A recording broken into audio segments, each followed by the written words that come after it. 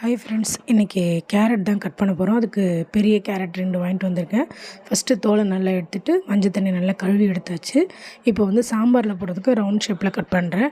அடுத்து அதுலேயே கொஞ்சம் மெலிசாக சாலடுக்கு நம்ம யூஸ் பண்ணிக்கலாம். அடுத்து வந்து பார்த்திங்கன்னா பொரியலுக்கு ஸ்கொயர் டைப்பில் கட் பண்ணிக்கிறேன். இது நல்லா வறுவல் மாதிரி வரும். அடுத்து வந்து நம்ம சூப்புக்கு வந்து கொஞ்சம் நீட்டமாக இருந்தால் கடித்து சாப்பிட்றதுக்கு நல்லாயிருக்கும். ஸோ நான் வந்து நம்ம ஃப்ரைஸ்க்கு கட் பண்ணலாம், அதே போல் நீட்டமாக கட் பண்ணிக்கிட்டேன். அடுத்து வந்து ஃப்ரைட் ரைஸ்க்கு கொஞ்சம் மெலிசாக இருந்தால் நல்லாயிருக்கும். ஸோ அதுக்கு ஃப்ரைட் ரைஸ்க்கு இது போல் கட் பண்ணி இது வந்து பெரிய சைஸு. நம்ம சாலடுக்கும் சரி ஜூஸுக்கும் சரி இது மாதிரி கட் பண்ணிக்கிட்டால் நல்லாயிருக்கும்.